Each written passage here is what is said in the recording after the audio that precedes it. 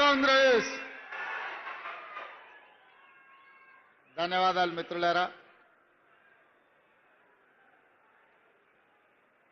Nallamala declaration కార్యక్రమ సభాధ్యక్షులు, స్థానిక శాసనసభ్యులు, మీ అభిమాన నాయకుడు డాక్టర్ చిక్కుడుపల్లి వంశీకృష్ణ గారు,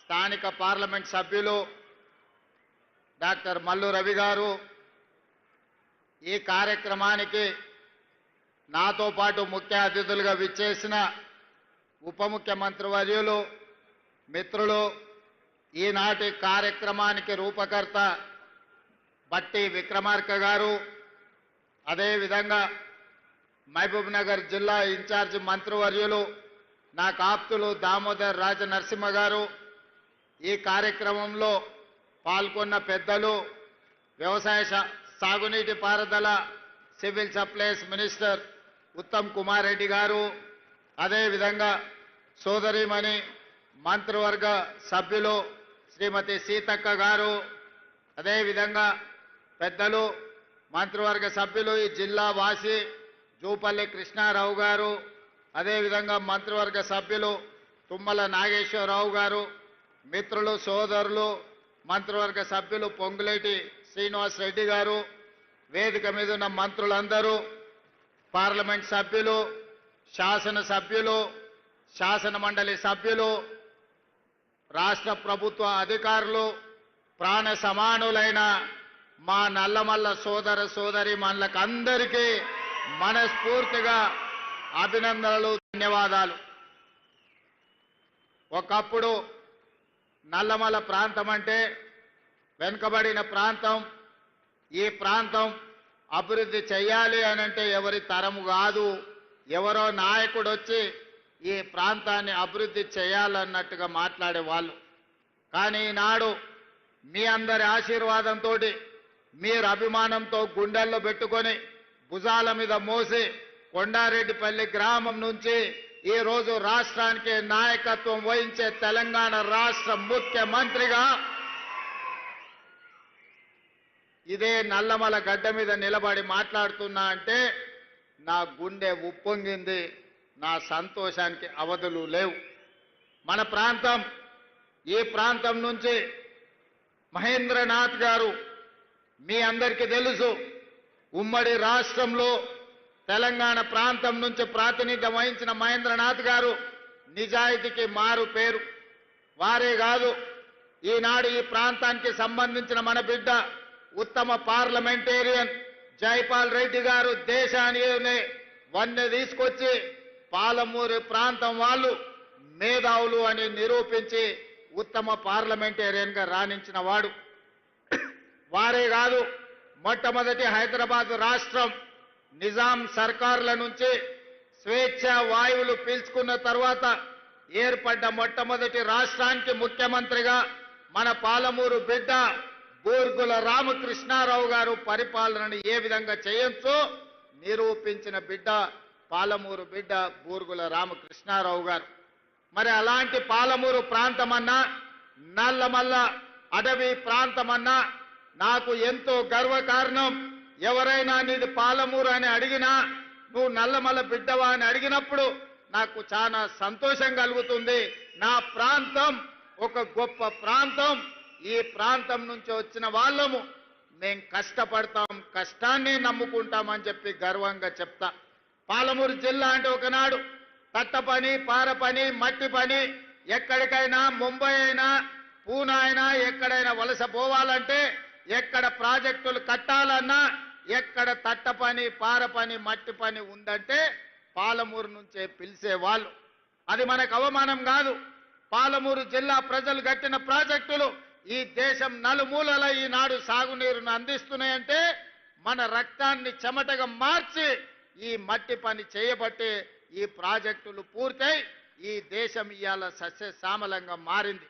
అదేవిధంగా సోదరులారా, ఇవాళ ఈరోజు ఈ నల్లమల అటవీ ప్రాంతంలో నల్లమల డిక్లరేషన్ మా సహచర మంత్రివర్గ సభ్యుల మధ్యలో ఈరోజు డిక్లేర్ చేసుకుంటున్నాము అనంటే, ఆనాడు ఎన్నికల సమయంలో వచ్చినప్పుడు మీరు డాక్టర్ వంశీకృష్ణ గారిని 50,000 మెజారిటీతో గెలిపించండి. మళ్ళీ ముఖ్యమంత్రిగా ఈ ప్రాంతానికి వస్తా. ఈ ప్రాంతం నా ప్రాంతం. ఈ ప్రాంతాన్ని అభివృద్ధి పదం వైపు నడిపించి ఆదర్శ నియోజకవర్గంగా తీర్చిదిద్దుతా అని ఆనాడు ఎన్నికల సమయంలో మీకు మాట ఇవ్వడం జరిగింది. ఆ మాట ప్రకారం మీరు మీ మాట నిలబెట్టుకున్నారు. డాక్టర్ వంశీకృష్ణను అత్యధిక మెజారిటీతో 50,000 పైన మెజారిటీతో గెలిపించి నల్లమల్ల పౌరుషాన్ని ఈ ప్రాంతం కాంగ్రెస్ పార్టీకి అండగా నిలబడుతుంది. ఈ ప్రాంతం వాడు ముఖ్యమంత్రి అయితే మా కష్టాలు తీరుతాయని మీరు ఆశీర్వదించి వంశీకృష్ణ గారిని గెలిపించారు. ఈనాడు 65 మంది శాసనసభ్యులు తెలంగాణ నలుమూలలా గెలిపించడం వల్ల తెలంగాణ రాష్ట్ర ముఖ్యమంత్రిగా మీ బిడ్డ ఈరోజు మీ మధ్యలో నిలబడి నేను నల్లమల ప్రాంతం వాడిని తెలంగాణ రాష్ట్రానికి ముఖ్యమంత్రి అని చెప్పుకునే గర్వపడే విధంగా ఈనాడు ఇక్కడ నిలబడ్డం. ఈరోజు నా బాధ్యత పెరిగింది. వంశీకృష్ణ గారు కొన్ని అంశాలను ప్రస్తావించను. ఈ ప్రాంత అభివృద్ధికి సంబంధించి ఈ ప్రాంతాన్ని అభివృద్ధి చేయడం అనేది వంశీకృష్ణ గారికి ఎంత బాధ్యత ఉందో వారితో సమానంగా బాధ్యతను పంచుకోవడానికి ఈ ప్రాంతానికి అవసరమైన నిధులు మంజూరు చేయడానికి ప్రత్యేకమైన ప్రణాళికలు ఏర్పాటు చేసి ఇంతకుముందే కలెక్టర్ గారికి, షరత్ ఐఏఎస్ ఆఫీసర్ గారికి, ఇతర అధికారులకు మా ఉప ముఖ్యమంత్రి గారికి విజ్ఞప్తి చేసిన నా ప్రాంతాన్ని అభివృద్ధి చేయడానికి ప్రత్యేకమైన ప్రణాళికలు రచించండి. దానికి అవసరమైన నిధులను విడుదల చేయాలి. ఈ ప్రాంతంలో సాగునీరు అందాలి. ఈ ప్రాంతంలో పేదలకు విద్య, ఉద్యోగ, ఉపాధి అవకాశాలు ఇవ్వాలి అని చెప్పి మా సహచర మంత్రివర్గ సభ్యులతో పాటు అధికారులకు సూచన చేయడం జరిగింది. మిత్రులారా, ఇవాళ ఈరోజు ఏర్పాటు చేసుకున్న కార్యక్రమం 29 మంది గిరిజన కుటుంబాలు 45 ఎకరాలలో ఆనాడు ఈ భూముల్లో వాళ్ళు దున్నుకుంటే ఈ పోడు భూములు పోరు భూములుగా మారినాయి. ఆనాడు ఈ పోరు భూముల్లో పోరాటం చేసిన గిరిజనులను బేడీలు వేసి జైలుకు పంపించిన చరిత్ర గత ప్రభుత్వానిదైతే ఈనాడు అదే భూముల్లో సోలార్ పవర్ ప్లాంట్లు పెట్టి వాళ్లకు మంచి తోటలు పెట్టి మంచి పంటలు పండే ఫలాలను ఇచ్చే భూములుగా మార్చి ఈ రోజు ఆ గిరిజనులు ఆత్మ గౌరవంతో బ్రతికే విధంగా ఇందిరా సౌర గిరి జల విధానాన్ని ఈ రోజు ప్రవేశపెట్టడం జరిగింది. అయితే మా ఉప ముఖ్యమంత్రి గారికి నాదొక సూచన. ఈ ఇందిరా సౌర గిరి జల వనరుల అంటే పలకడానికి మాకు కొంచెం కష్టంగా ఉంది. ఇందిరా సోలార్ గిరి జల విధానం అనే కింద మార్చండి. సౌర అనే బదులు కంటే సోలార్ అని పెడితే మా వాళ్ళకి అల్కగా అర్థమవుతుంది, మేము అల్కగా మాట్లాడడానికి ఉంటుందని వారికి నేను విజ్ఞప్తి చేస్తున్నా. అదేవిధంగా మిత్రులారా, ఇవాళ అక్కడ ఆడబిడ్డలతో మాట్లాడినా, మా చెంచు ఆడబిడ్డలతో మాట్లాడుతున్నప్పుడు నాకు ఆశ్చర్యం కలిగింది. సమాజం పట్ల వాళ్ళకు ఉన్న అవగాహన, సమాజంలో జరుగుతున్న అభివృద్ధిని ఈరోజు అక్కడ అలివేలు అనే అమ్మాయితో మాట్లాడినా, ఆ అమ్మాయి ట్రైనింగ్కి వెళ్ళింది, తోటల పెంపకాల గురించి అవగాహన కల్పించుకుంది, అధికారులతో మాట్లాడింది, ఇతర ప్రాంతాలలో జరుగుతున్న తోటల పెంపకాలలో తీసుకుంటున్న జాగ్రత్తల గురించి ఆ అమ్మాయికి అవగాహన కలిగింది. అందుకే ఈరోజు నేను కలెక్టర్ గారికి ఆదేశాలు ఇచ్చిన, ఎవరైతే ఈ గిరిజన ప్రాంతాలలో ఉన్న ఆడబిడ్డలు ఈ తోటల పెంపకంలో కానీ సోలారు విద్యుత్తు మోటార్లు పెట్టుకోవడంలో కానీ అదేవిధంగా వాళ్ళ ఇంటికి సోలారు విద్యుత్తు పెట్టుకోవడానికి అవసరమైన ప్రణాళికలు అవగాహన కల్పించడానికి వాళ్ళకు అవకాశం ఇచ్చండి, వాళ్ళను అచ్చంపేట నలుమూలల తిప్పండి అని చెప్పి నేను కలెక్టర్ గారికి ఆదేశాలు ఇచ్చిన. అదేవిధంగా ఇవాళ అక్కడ అధికారులతోనే మాట్లాడినా. ఈరోజు మనము కరెంటు ఒకప్పుడు మోటార్లు కాలిపోవడము, ట్రాన్స్ఫార్మర్లు పేలిపోవడం చూసినాం. ఈనాడు కరెంటు నిరంతరాయంగా వచ్చినా ఈరోజు ఆ విద్యుత్తు తడిసి భారమై ఈరోజు రైతులకు కావలసిన విధంగా ఆ విద్యుత్తును వాడుకోలేని పరిస్థితి ఉంది. అందుకే ఈరోజు ఈ అచ్చంపేట ప్రాంతంలో మా వంశీకృష్ణ గారి విజ్ఞప్తి మేరకు ఎన్ని మోటార్లు ఉన్నాయో మొత్తం నియోజకవర్గంలో అందరి రైతులకు ఉచితంగా సోలార్ విద్యుత్తు పంపు సెట్లు ఇచ్చి ఈ వేదిక మీద నుంచి తెలంగాణ ప్రజలందరికీ నేను ఒక విజ్ఞప్తి చేయదలుచుకున్నా. నా సొంత ప్రాంతం అచ్చంపేట ప్రాంతం. ఈనాడు ఏ రైతు కూడా విద్యుత్ వినియోగాన్ని చేసే మోటార్లు కాదు, రాబోయే 100 రోజుల్లో ప్రతి రైతుకు సోలారు విద్యుత్ మోటార్ను అందించి సోలారు విద్యుత్ ఉత్పత్తి మోటార్లకే కాదు, రేపు భవిష్యత్తులో అదనంగా సోలారు విద్యుత్తును ఉత్పత్తి చేసి ప్రభుత్వానికి అమ్మే విధంగా ఆ ఆడబిడ్డలకు 3,000, 4,000, 5,000 ప్రతి నెల ఆదాయం వచ్చే విధంగా ఈరోజు ప్రణాళికలు రచించండి అని చెప్పి మా అధికారులకు చెప్పిన. అందుకే ఇవాళ అచ్చంపేట నియోజకవర్గాన్ని ఈ రాష్ట్రానికి దేశానికే ఆదర్శంగా తీర్చిదిద్దే బాధ్యతను స్థానికైన రైతులు, గిరిజనులు, ఇక్కడికి విచ్చేసిన వేలాది మంది రైతులు బాధ్యతగా తీసుకోండి. ప్రపంచానికే మన అచ్చంపేటను ఆదర్శంగా తీర్చిదిద్దుదాం. దానికి అవసరమైన నిధులనిచ్చే బాధ్యత మీ సోదరుడిగా నేను తీసుకుంటాను అని చెప్పి మీకు అందరికీ విజ్ఞప్తి చేస్తున్నా. సాగునీటి ప్రాజెక్టులు కావచ్చు, రోడ్లు కావచ్చు, కళాశాలల గురించి మా వంశీకృష్ణ గారు చెప్పారు. దానికి సంబంధించిన ప్రణాళికలన్నిటిని కూడా అధికారులకు ఇవ్వండి. అంచనాలు తెప్పించి వాటికి అవసరమైన మంజూరు చేయడానికి అన్ని జాగ్రత్తలు, అన్ని నిర్ణయాలు తీసుకుంటామని చెప్పి నేను ఈ వేదిక మీద నుంచి నేను చెప్పదలుచుకున్నా. మిత్రులారా, ఇవాళ ఆలోచన చేయండి.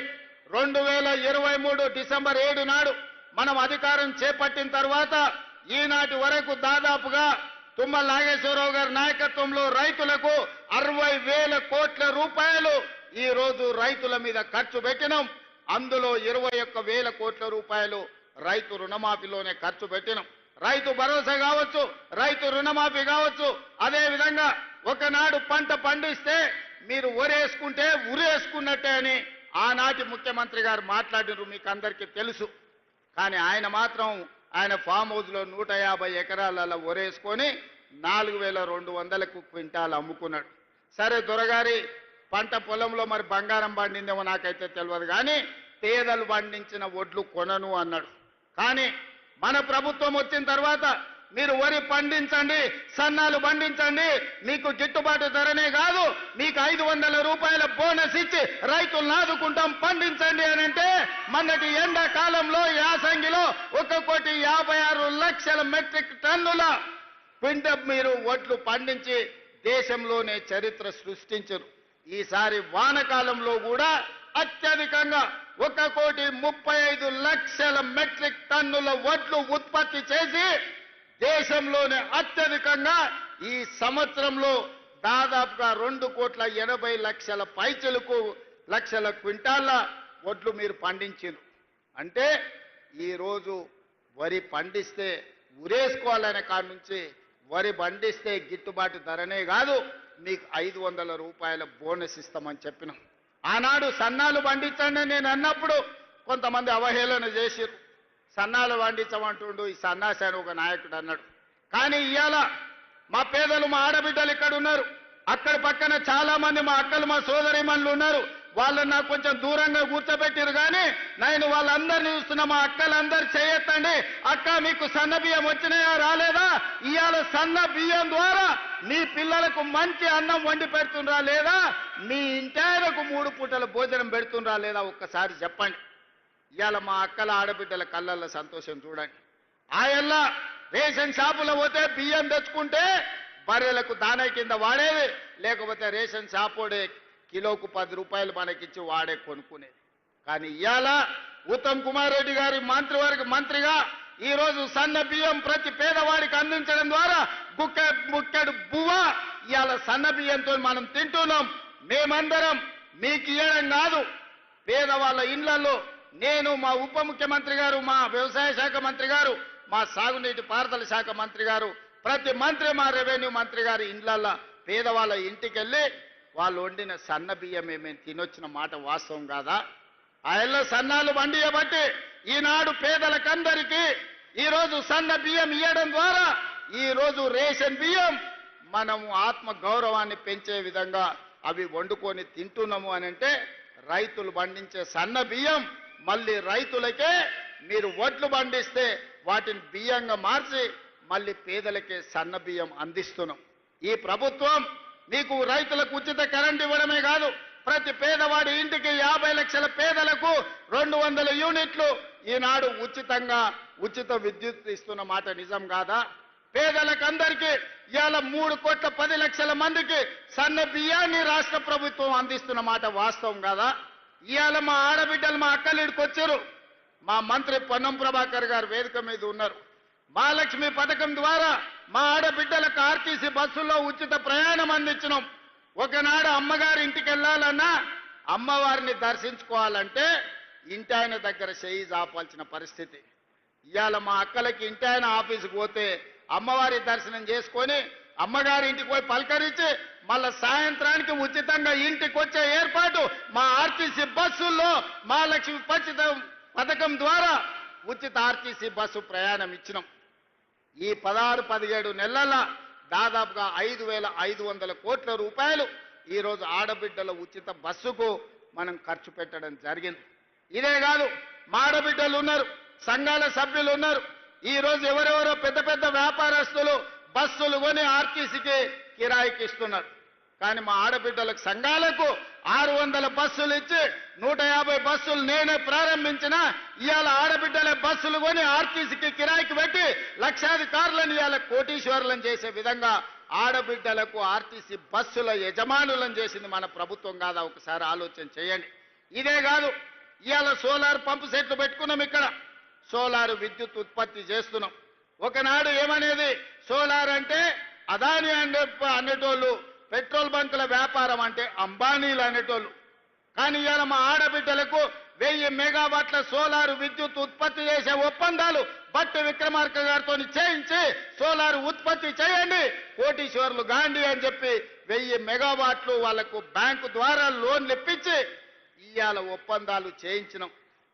ఇవాళ రిలయన్స్ పెట్రోల్ బంకులు కాదు, మా మహిళా శక్తి, ఇందిరా మహిళా శక్తి పెట్రోల్ బంకులు వచ్చినాయి.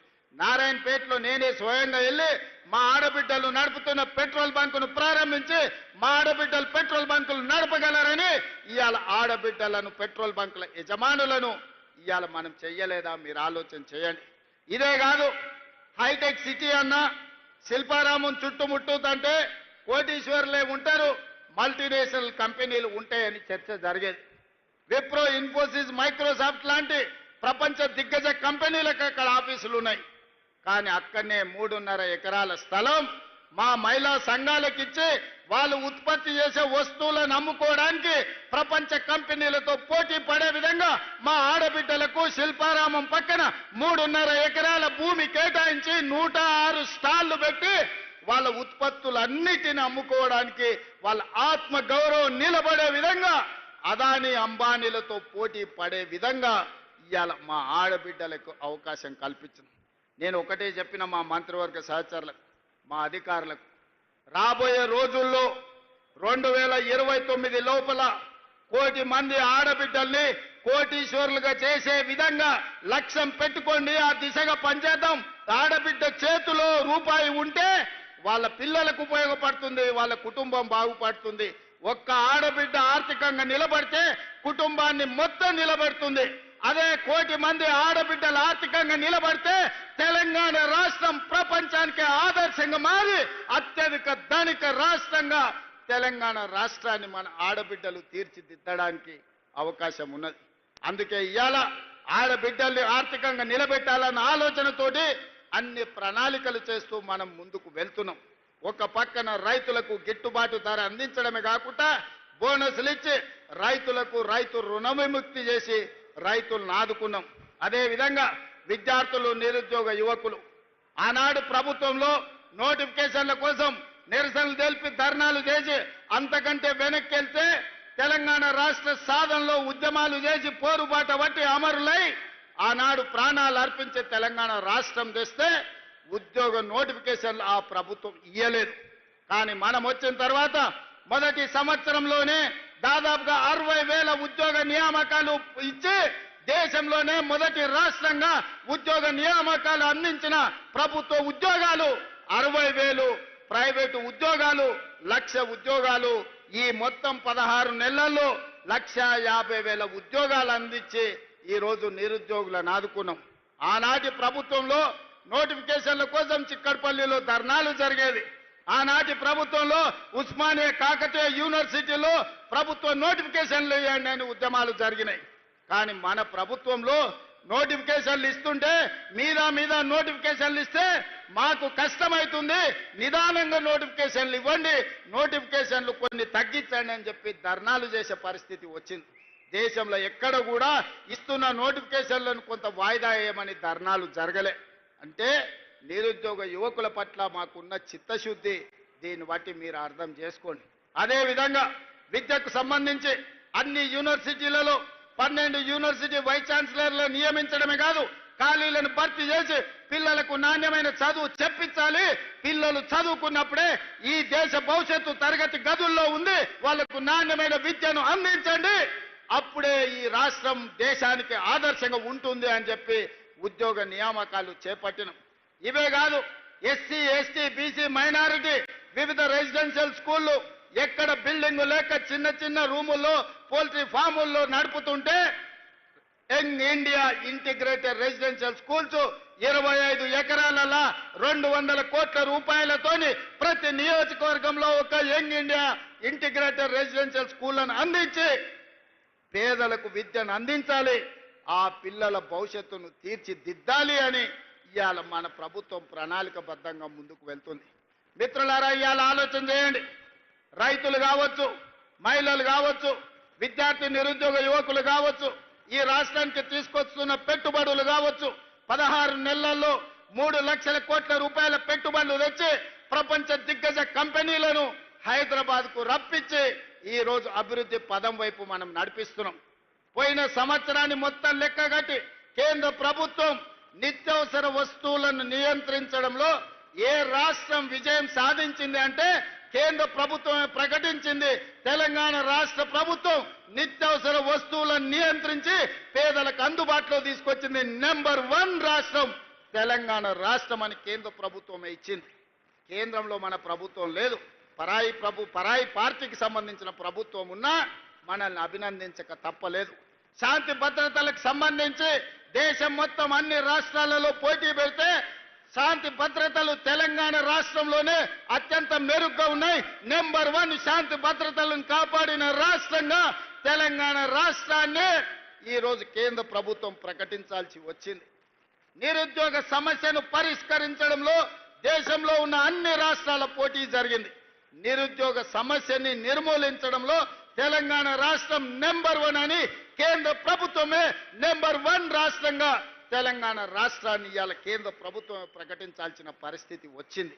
అంటే ఏ రంగంలో అయినా ఇదే కాదు, పన్నుల వసూళ్లలో రాష్ట్ర ప్రభుత్వానికి వచ్చే ఆదాయంలో ఏ రాష్ట్రం అత్యధికంగా తన పన్నులను వసూలు చేసింది అనంటే తెలంగాణ రాష్ట్రమే.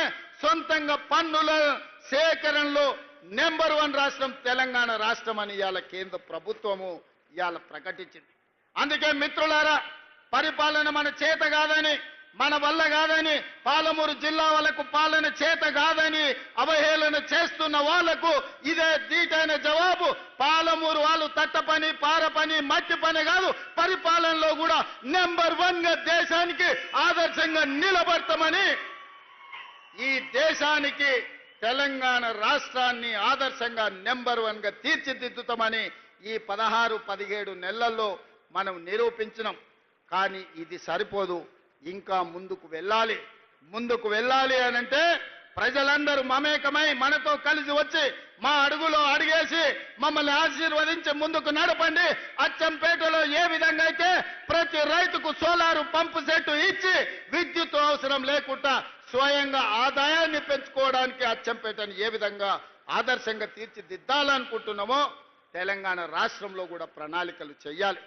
ఈనాడు ఏ పేదల కోసం మా పెద్దలు భట్టి విక్రమార్క గారు చెప్పిండ్రు, ఈ దేశంలో ఈ భూమి మీద జరిగిన ఏ పోరాటమైనా భూమి కోసం లేదా స్వేచ్ఛ కోసం జరిగిన పోరాటాలే.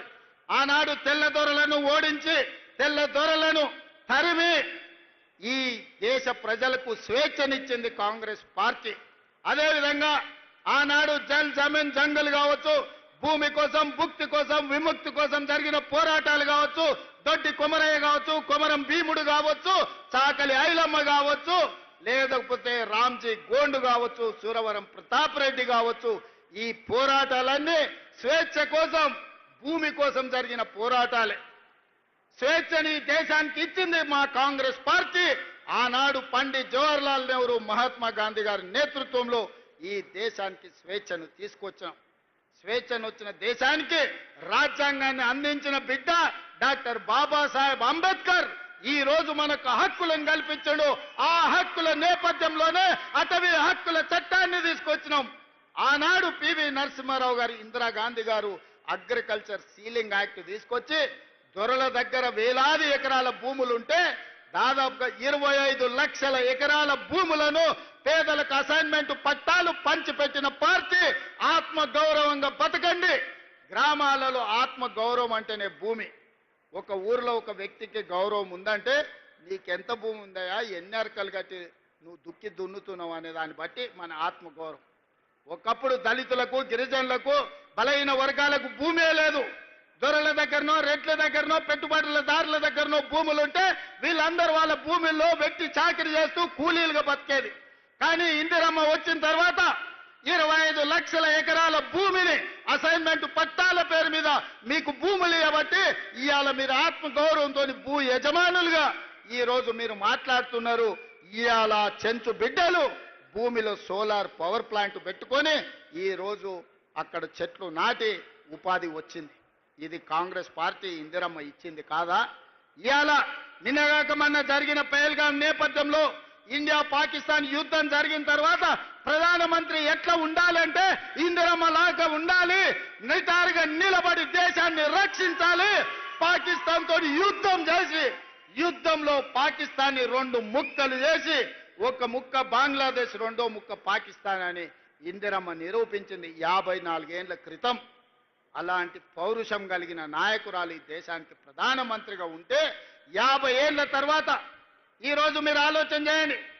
ఎంతో మంది ప్రధానమంత్రులైనరు, ఎంతో మంది రాష్ట్రపతులైనరు. కానీ తండాలలో, గూడాలలో, మారుమూల పల్లెల్లో వాళ్ళ పేర్లు గుర్తు లేవు. కానీ ఏ గూడెంలో ఏ ఆదివాసి దగ్గరికి వెళ్ళి వాళ్ళని తలుపు తట్టండి, వాళ్ళ గుండెలోకి తొంగి చూడండి, వాళ్ళ గుండెల్లో ఇందిరమ్మ ఉన్నదా లేదా 50 ఏళ్ల తరువాత కూడా ఇవాళ పేదోడి గుండెల్లో, తండాలలో, గూడాలలో ఇందిరమ్మ ఉన్నది అంటే మన అమ్మ కంటే ఎక్కువగా మనల్ని ప్రేమించింది, మన బాగు కోరుకున్నది, మన బతుకులు బాగు చేసింది. అందుకే ఈ రాజ్యం ఇందిరమ్మ రాజ్యం. అందుకే ఈరోజు మా పేరు ఇందిర సోలార్ గిరిజల వికాసం అని ఈరోజు మనం పెట్టుకున్నాం. పేదోళ్ళు, దళితులు, గిరిజనుల గూడాలలో వాళ్ళ కళ్ళల్లో వెలుగు చూడాలి అని చెప్పి ఇందిరమ్మ ఆనాడే పునాదులేసింది. ఆ ఇందిరమ్మ వారసులుగా ఈరోజు మేము మీ ముందుకు వచ్చి నిలబడ్డాం. సోదరులారా, ఇవాళ మీరు ఆలోచన చేయండి. 10 ఏళ్ళు తెలంగాణ రాష్ట్రంలో ఏ ఒక్క నాడైనా ముఖ్యమంత్రి వచ్చిండా, గిరిజనులను కలిసిండా?